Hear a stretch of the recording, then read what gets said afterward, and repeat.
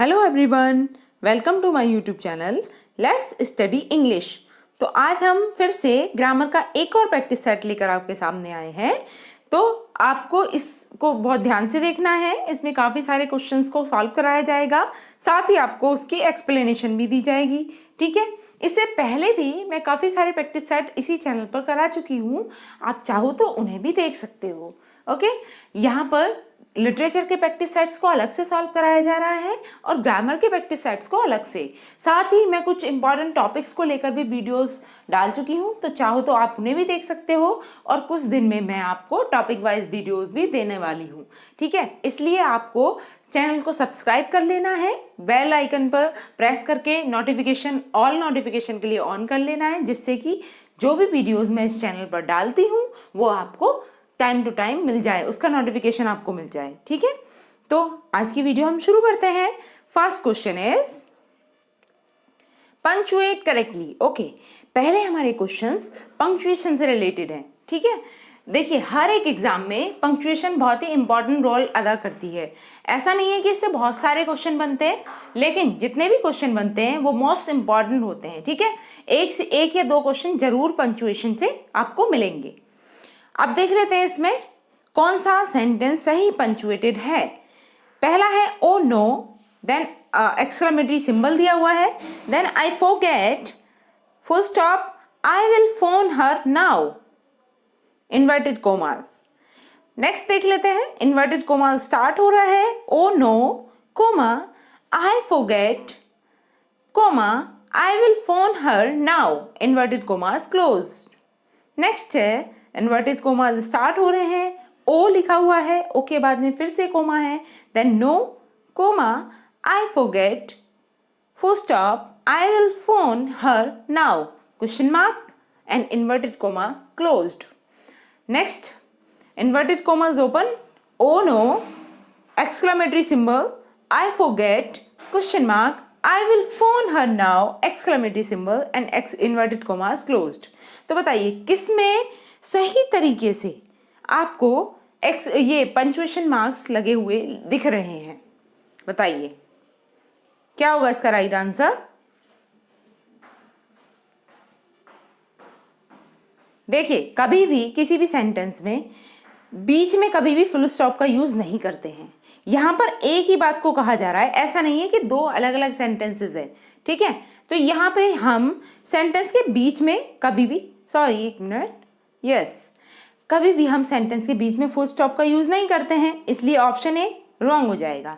अगर हम option D की बात करें तो इसमें ओ नो के बाद में एक्सक्लेमेटरी सिंबल दिया है। ठीक है, उसके बाद कहा गया है आई फॉरगेट। अब आई फॉरगेट को अगर देखा जाए तो ये कोई इंटेरोगेशन, मतलब इंटेरोगेटिव सेंटेंस वाली फीलिंग थोड़ी ना दे रहा है। ठीक है, आप ही देखिए, आप खुद समझ पाएंगे कि अगर ये इंटेरोगेटिव सेंटेंस की तरह देखा जाता तभी तो हम इसमें इंटरोगेटिव सिंबल लगाते। ठीक है, क्वेश्चन मार्क लगाते। अब सेंटेंस के बीच में क्वेश्चन मार्क दिया गया है, तो इसलिए ये टोटली रॉन्ग है। और दूसरी बात, इसमें दो बार एक्सक्लेमेटरी सिंबल का यूज किया गया है। ध्यान रहे, एक्सक्लेमेटरी सिंबल पूरे सेंटेंस में केवल एक बार यूज किया जा सकता है। ओके, तो इसलिए पार्ट डी भी रॉन्ग है हमारा एंड पार्ट ए भी। अब हमारे पास दो पार्ट बचते हैं। पहले हम सी पार्ट को देखते हैं। इसमें क्या क्या किया गया है, इसमें इन्वर्टेड कोमास को स्टार्ट किया गया है, देन ओ के बाद कोमा, फिर नो के बाद कोमा। तो इतनी बार हम कोमास का यूज नहीं कर सकते। ठीक है, और दूसरी बात, इसमें भी सेंटेंस के मिड में फुल स्टॉप दिया गया है, तो इसलिए ये रॉन्ग हो जाएगा। और लास्ट में क्वेश्चन मार्क भी है, तो इसमें कई सारी वजह हो गई इसके रॉन्ग करने की। अब हमारा कौन सा ऑप्शन बचता है? Option B. तो हम सही आंसर जाने बिना भी सही आंसर को टिक कर सकते हैं। ठीक है, ये किस तरीके से होता है? इस तरीके से। ठीक है, जैसे मैंने अभी करके दिखाया आपको। तो option number B is the right answer. कैसे, तो इसे भी देख लेते हैं। देखिए ऑप्शन नंबर बी में क्या कहा गया है, इन्वर्टेड कोमा स्टार्ट है, देन ओ नो के बाद क्या है, कोमा। नेक्स्ट आई फॉरगेट के बाद फिर से पोज लिया है, इसलिए यहाँ भी कोमा लगेगा। Then I will phone her now and inverted commas closed. Okay, तो right answer is option number B.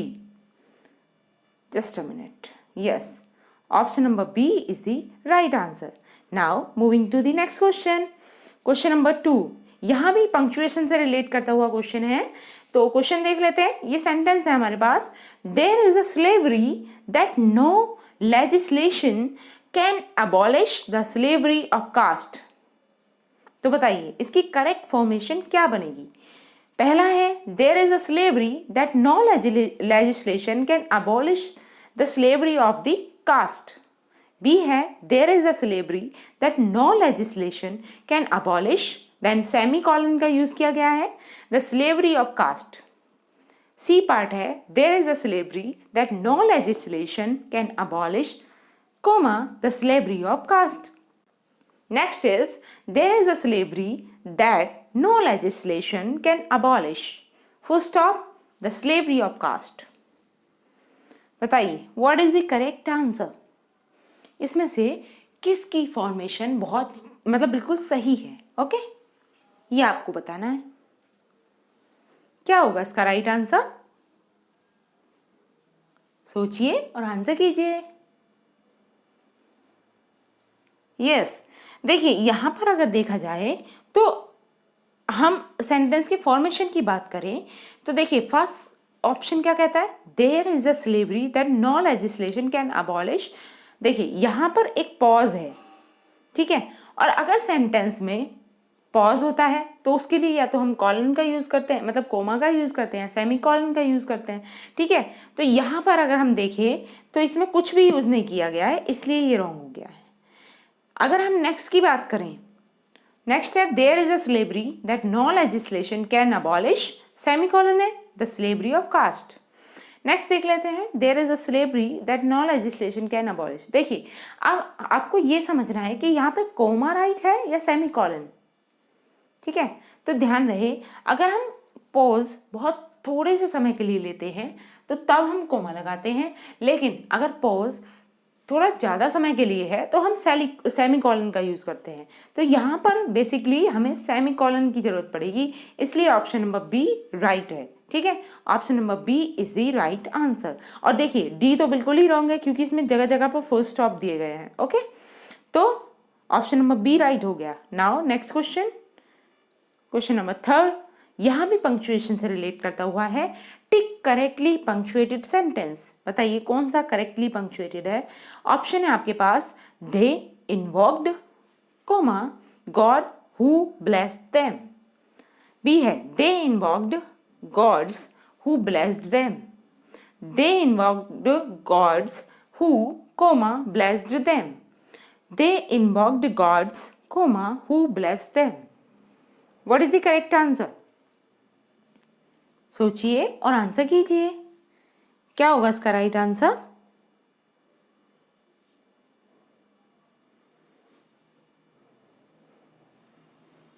What is the correct answer? देखिए यहाँ पर अगर फर्स्ट ऑप्शन की बात करें तो इसमें कहा गया है दे इन्वॉक्ड और इन्वॉक्ड के बाद कोमा लगा दिया गया है, तो ये यहाँ पर रॉन्ग है, ठीक है। ये यहाँ पर कोमा की कोई नीड नहीं है, ओके। तो अगर हम नेक्स्ट देखें तो कहा गया है दे इन्वॉक्ड गॉड्स और गॉड्स के जी को कैपिटल बनाया गया है, तो क्या जी कैपिटल आएगा या फिर स्मॉल लेटर में आएगा?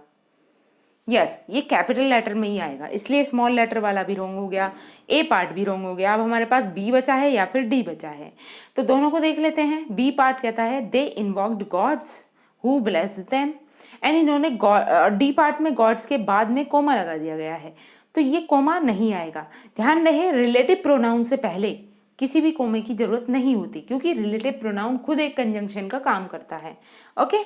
तो हम बी पार्ट को ही सही बताएंगे, ओके। क्वेश्चन नंबर 3 का राइट आंसर है option number B, they invoked gods who blessed them, okay.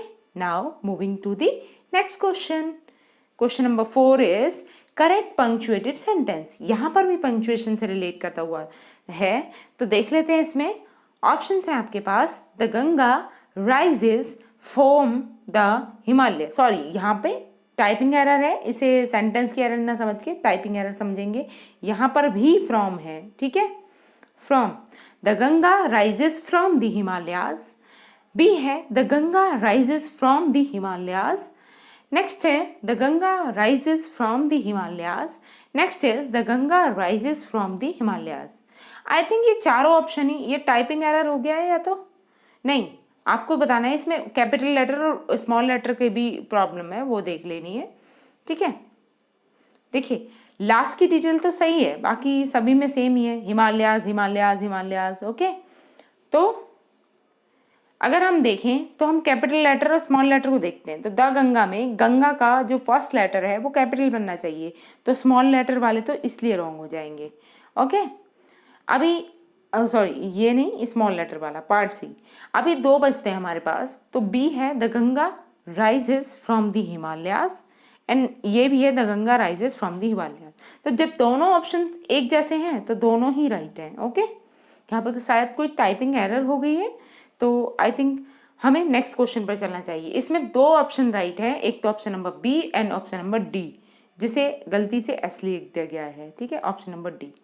तो now B and D. Next part, next question is, अब देखिए यहाँ पर आपको डायरेक्ट से इनडायरेक्ट स्पीच चेंज करने के लिए आई है, ठीक है। हाँ, स्पीच चेंज में क्या होगा, या तो डायरेक्ट से इनडायरेक्ट चेंज करेंगे या फिर इनडायरेक्ट से डायरेक्ट में चेंज करेंगे। तो इसे देख लेते हैं। ये है, have you submitted your report yet, she sad.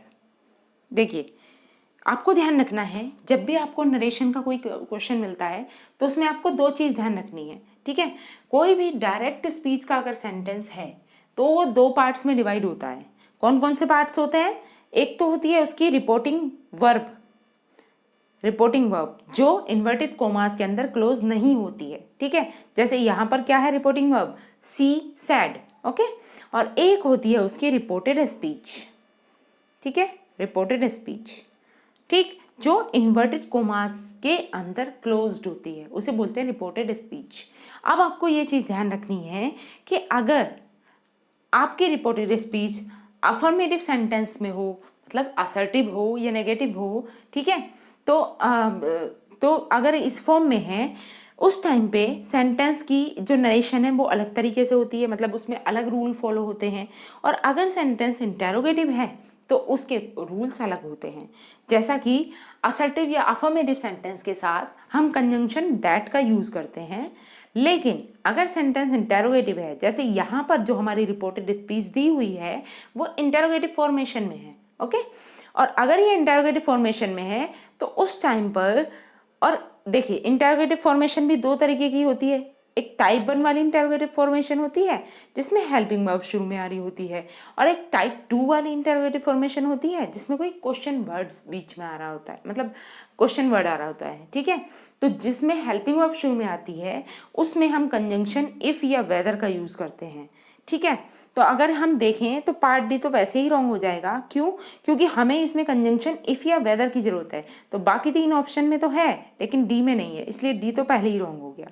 Okay, जब हम इसे बनाना स्टार्ट करेंगे तो किस तरीके से बनेगा, देखिए यहाँ पर क्वेश्चन पूछा जा रहा है, इसलिए हम सैड को किस में चेंज कर देंगे, आस्क्ड में। ध्यान रहे, जब भी आप कोई इंटेरोगेटिव सेंटेंस का नरेशन करोगे तो आप हमेशा सैड को आस्क्ड में ही बदलोगे, या इंक्वायर्ड में भी बदल देते हैं कभी कभी।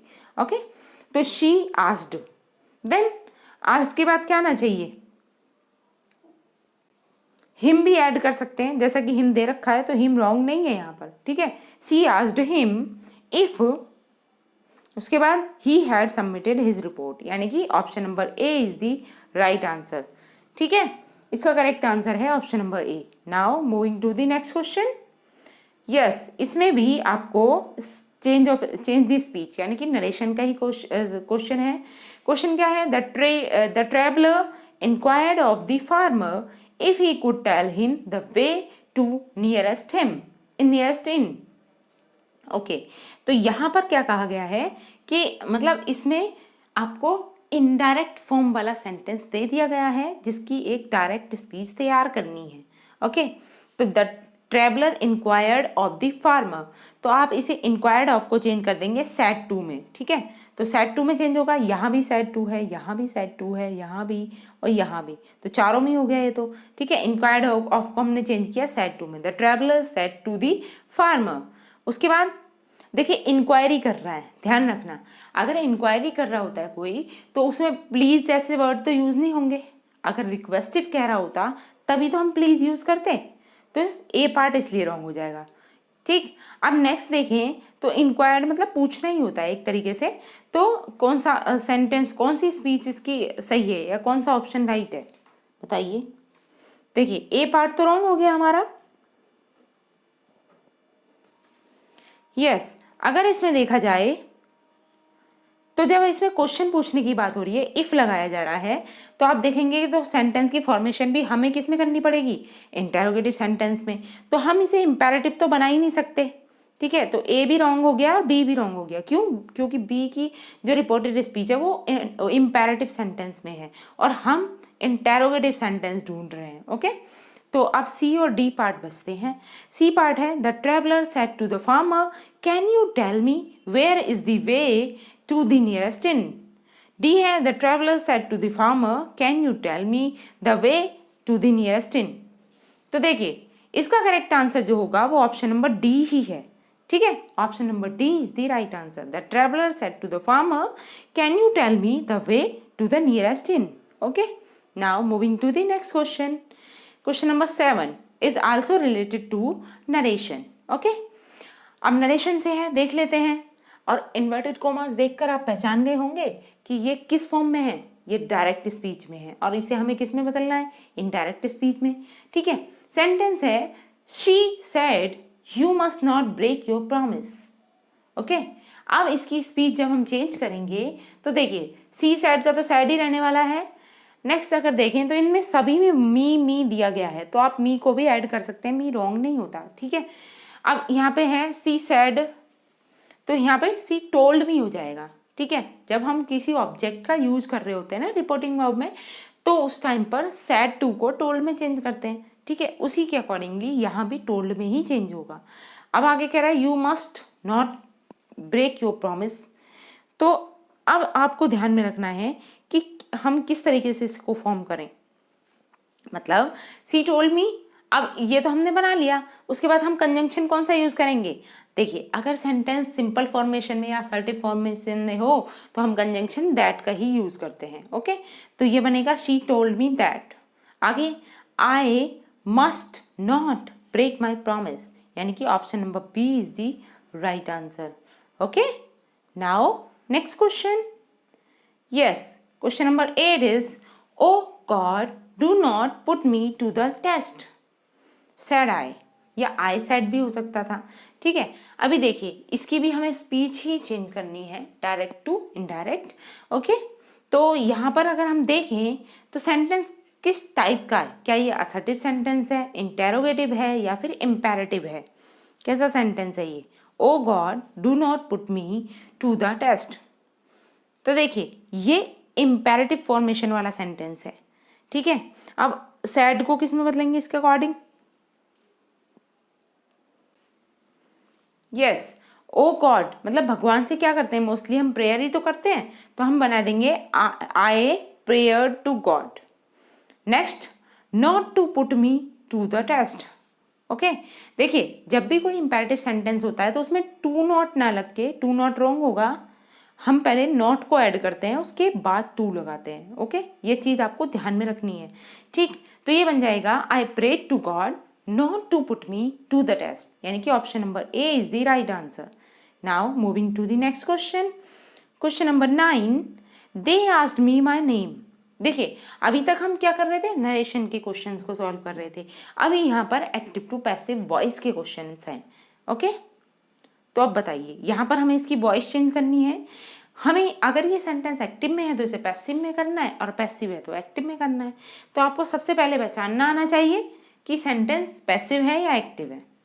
देखिए मैं कई बार बता चुकी हूँ कि किसी भी पैसिव वॉइस वाले सेंटेंस की पहचान क्या होती है कि उसमें कोई भी बी की फॉर्म या फिर बोल लो कोई भी हेल्पिंग वर्ब है, बी फॉर्म है, तो उसके साथ में प्लस वर्ब की थर्ड फॉर्म का यूज होता है। ओके, लेकिन शर्त ये है कि इसमें बी की फॉर्म के साथ होना चाहिए, ऐसा नहीं है कि अकेले ही है, ठीक है। तो यहाँ पर अगर हम देखें तो हम देखते हैं दे आस्क्ड मी माई नेम। अब इसमें क्या कहा गया है, इसमें कोई बी की फॉर्म तो आ नहीं रही है, ठीक है, इसमें सिर्फ आस्क्ड आ रहा है। तो आज का मतलब क्या हुआ कि ये सेंटेंस किस में है, ये सिंपल पास्ट टेंस है, ठीक है। और ये सेंटेंस अभी एक्टिव फॉर्म में है। अब सेंटेंस एक्टिव फॉर्म में है, इसे हमें पैसिव वॉइस में चेंज करना है। तो पैसिव में किस तरीके से चेंज होगा, देखिए हम किसी भी ऑब्जेक्ट को अपना सब्जेक्ट बना लेते हैं। तो पहले तो हम सब्जेक्ट ढूंढेंगे, ठीक है। तो क्या बनेगा, मी या माई नेम, किससे बनाओगे आप?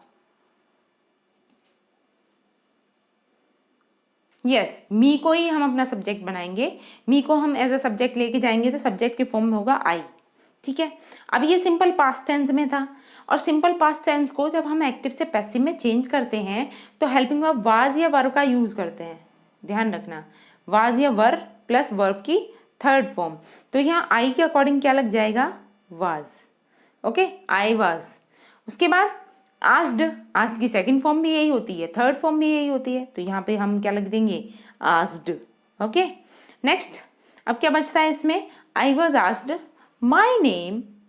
Okay, my name. बाकी आप दे लिखें ना लिखें उससे कोई फर्क नहीं पड़ने वाला, ठीक है। तो इसका राइट आंसर क्या है, option number B, I was asked my name. Okay, now moving to the next question. Yes, इसे देख लेते हैं। They have not stamped the letter. देखिए यहाँ पर भी हमें इसकी वॉइस चेंज करनी है। अगर देखा जाए तो यहाँ पर ये एक्टिव फॉर्म में है सेंटेंस और इसको पैसिव फॉर्म में ले जाना है। तो हम क्या करेंगे, पैसिव में ले जाने के लिए हम सबसे पहले ऑब्जेक्ट को अपना सब्जेक्ट मान लेते हैं। तो देखिए सब्जेक्ट किस किस में आ रहा है as a subject, the letter, the letter, the letter, तीन में आ रहा है। ऑप्शन नंबर बी रॉन्ग हो जाएगा, ठीक है। हम सब्जेक्ट के रूप में द लेटर को ले रहे हैं। आगे क्या कहा गया है, द लेटर के बाद अब देखिए यहाँ पे हैव आ रहा है, हैव, हेल्पिंग वर्ब हैव है। अब जब हम इसे एक्टिव से पैसिव में चेंज करेंगे तो क्या हो जाएगा, देखिए जो हैज हैव होते हैं ना उनके साथ बीन और यूज करना शुरू कर देते हैं हम, ठीक है। अब देखिए यहाँ पे लेटर क्या है, लेटर तो एक सिंगुलर वर्ड है। अब सिंगुलर के साथ क्या आएगा, हैज बीन। ओके, जैसे कि इसमें दिया हुआ है हैज बीन, और इसमें भी हैज बीन है।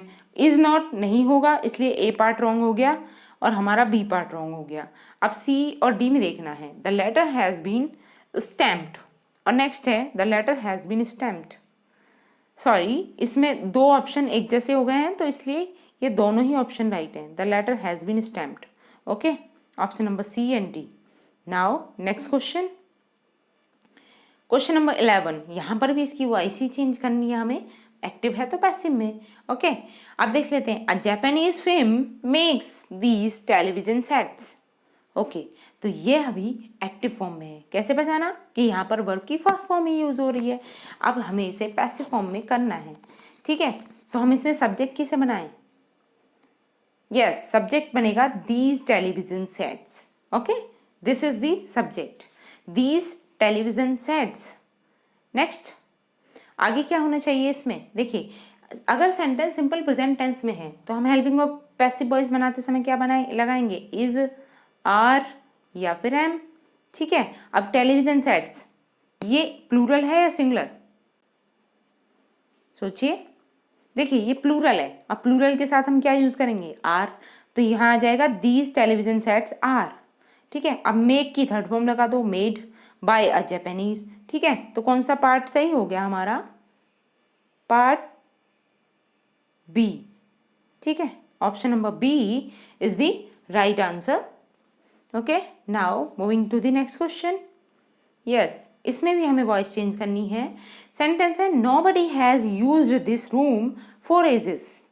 ओके, तो इसमें हमारा ऑब्जेक्ट क्या है, सबसे पहले ऑब्जेक्ट की पहचान करनी है और उसे शुरुआत में लेके जाना है। तो इसमें ऑब्जेक्ट क्या है, दिस रूम, ठीक है, ये इसका ऑब्जेक्ट है। तो देखिए किस किस में आ रहा है, दिस रूम, ठीक है। तो क्या ये दोनों ही सही होंगे हमारे, सोचिए।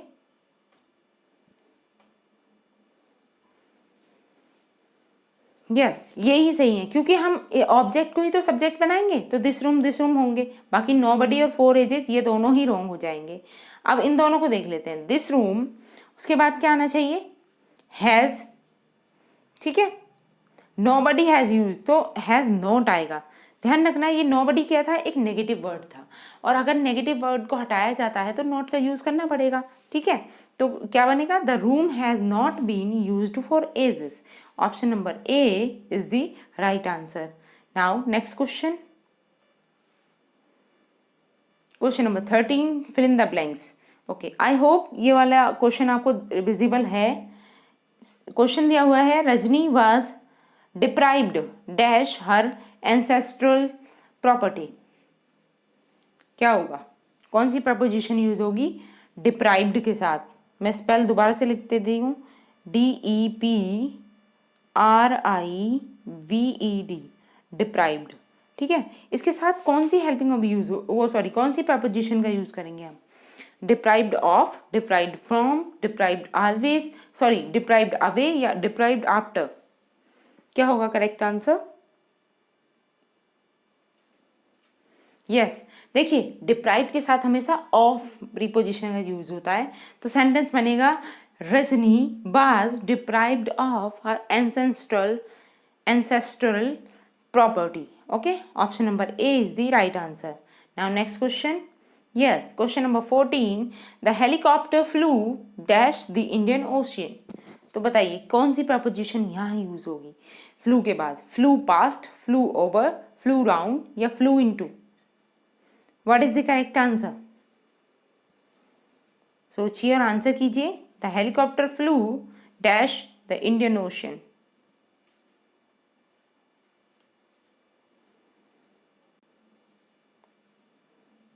क्या हो सकता है इसका right answer?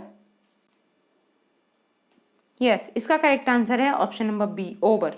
The helicopter flew over the Indian ocean. Okay, now next question. Question number 15, Ashish set dash Rohit at the dining table.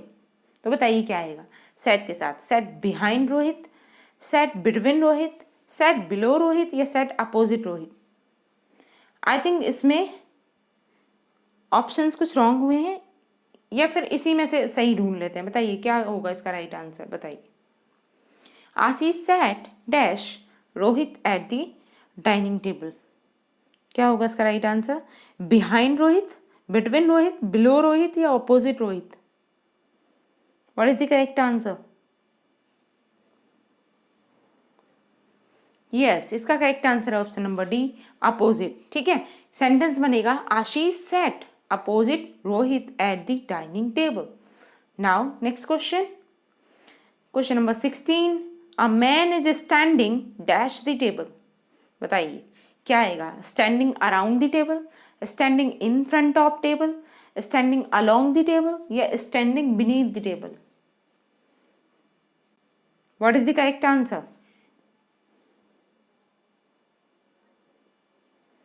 सोचिए और आंसर कीजिए। A man is standing, yes, in front of the table. ठीक है, ये वाली preposition right है। Okay, now next question. Yes, यहाँ से एरर फाइंडिंग के हमारे कुछ क्वेश्चन शुरू होते हैं, तो हम इन्हें भी देखते हैं। ठीक है, फर्स्ट पार्ट है, देखिए यहाँ पर एक सेंटेंस को 4 पार्ट्स में डिवाइड करके दिया हुआ है। अब इसमें से हमें ये देखना है कि कौन से पार्ट में एरर है एग्जैक्टली। ओके, तो ऑप्शन ए है the principal along with teacher, B part है were invited, C on the occasion and D no error. बताइए कौन से पार्ट में आपको एरर लग रहा है? सोचिए और आंसर कर दिए, आंसर कीजिए। What is the correct answer?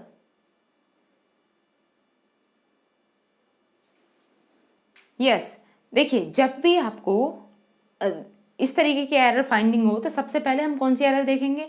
Subject verb agreement वाली एरर। ओके, तो हम सबसे पहले इस सेंटेंस का सब्जेक्ट ढूंढेंगे। अगर हमें सब्जेक्ट पता चल गया कि सब्जेक्ट सिंगुलर है या प्लूरल, उसी के अकॉर्डिंग हम वर्ब को मैच कर लेंगे। तो देखिए यहाँ पर सब्जेक्ट क्या है? The principal along with teacher.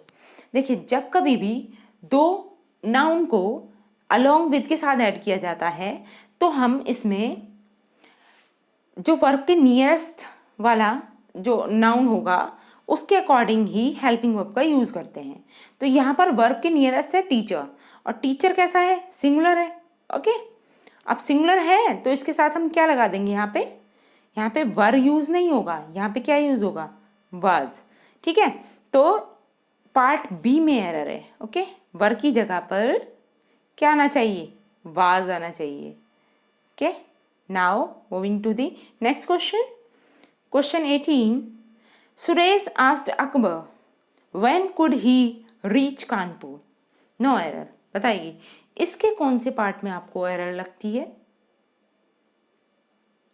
Suresh asked Akbar when could he reach Kanpur. सोचिए और आंसर कीजिए, क्या होगा इसका राइट आंसर?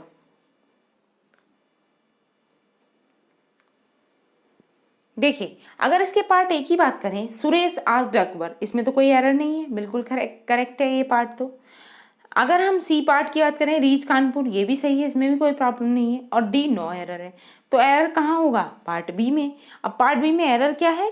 तो इसमें एरर यह है कि वैन के साथ, देखिए वैन क्या है यहाँ पर, हम इसे एक रिलेटिव प्रोनाउन बोल सकते हैं या फिर एक कंजंक्शन बोल सकते हैं। वैन यहाँ पर एक कंजंक्शन की तरह यूज हो रहा है, और कंजंक्शन के साथ कभी भी हम कुड नहीं लगाएंगे, ठीक है। हेल्पिंग वर्ब का यूज कंजंक्शन के साथ नहीं करते, तो इसलिए हम क्या कहेंगे इसे? Suresh asked Akbar when he reach Kanpur, okay. तो इसमें कुड का यूज नहीं होगा, इसलिए पार्ट बी में एरर है, ओके, पार्ट बी।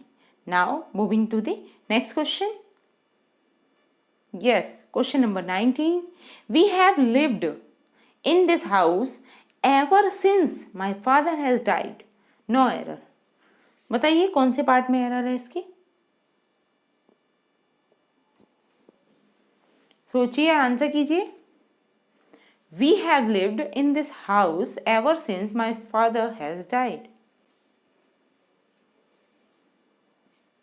सोचिए किस पार्ट में आपको एरर लग रही है?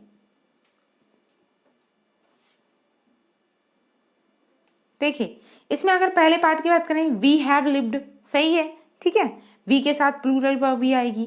नेक्स्ट है in this house ever since, ये भी करेक्ट है, पार्ट बी भी सही है और पार्ट ए भी सही है, और पार्ट डी तो नो एरर है ही। अब हम पार्ट सी में देखते हैं कि क्या एरर है।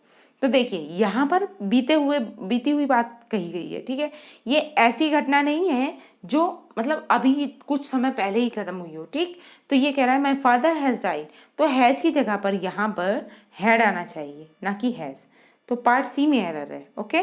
Now moving to the next question, इसे देख लेते हैं, इसमें भी एरर फाइंडिंग करनी है, तो देख लेते हैं। ऑप्शन ए है ही explained to the government why the manufacturing of cars have stopped in his new factory. No error. बताइए इसके कौन से पार्ट में एरर है?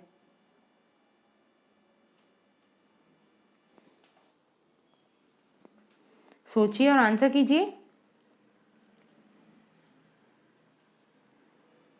देखिए अगर इसके पार्ट ए की बात करें, he explained to the government why, ठीक है, करेक्ट है, ए पार्ट में कोई एरर नहीं है, सही है। अगर बी पार्ट की बात करें, द मैन्युफैक्चरिंग ऑफ कार्स, ये भी सही है। उसके बाद have stopped in his new factory, तो देखिए यहाँ पर हैव ना आके क्या लगाएंगे, ज़्यादा अधिक बीते हुए समय के लिए हम क्या लगा लेते हैं, हैड, ओके। तो क्या बनेगा, हैव ही, इसमें एरर है। He explain to the government why the manufacturing of cars had stopped in his new factory, okay. तो कौन से पार्ट में एरर हुआ? ये है part C. Now moving to the next question.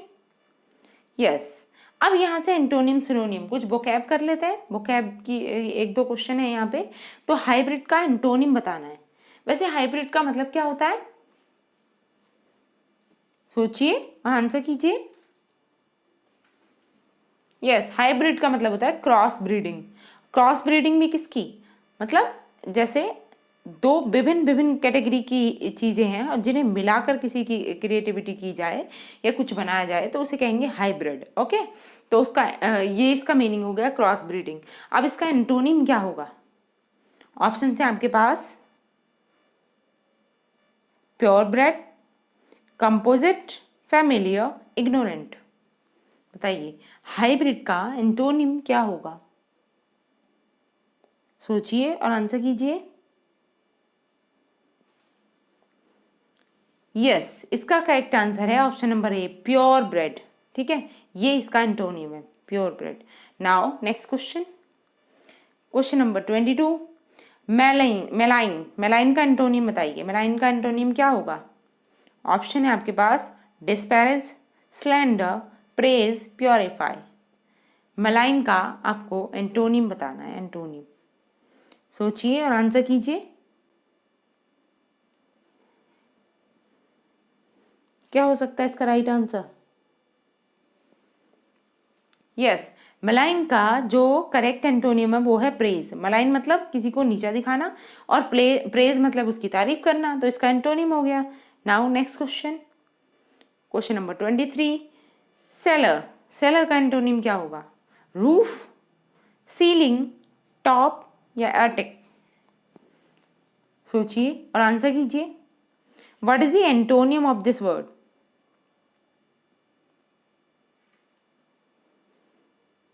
Yes, seller का एंटोनियम होगा एटीक। अच्छा, सेलर का मीनिंग क्या होता है? सेलर को बोलते हैं बेसमेंट कहना या तहखाना बोलना, ठीक है, सबसे नीचे गहराई पे जो बनाए जाते हैं। और अटीक होता है अटारी, मतलब ऊंचाई पे बना हुआ स्थान, ठीक है, ये इसका अपोजिट हो जाएगा। Now next question. Yes, question number 24। इनेट, इनेट का आपको सिनोनिम बताना है। देखिए अभी तक हम क्या कर रहे थे? एंटोनियम के क्वेश्चन, अब सिनोनिम के। इनेट का सिनोनिम क्या होगा? ऑप्शन है आपके पास unfeeling, early, clever, inborn. What is the correct answer? देखिए इनेट का मतलब होता है न्यू बॉर्न, ठीक है, या inborn. Option number D is the right answer. Now next question 25।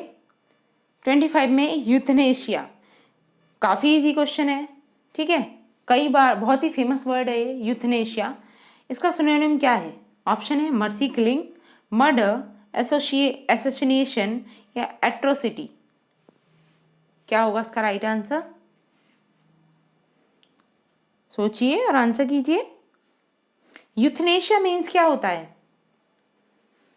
Yes, euthanasia means होता है मर्सी किलिंग। अब मर्सी किलिंग किसे कहते हैं?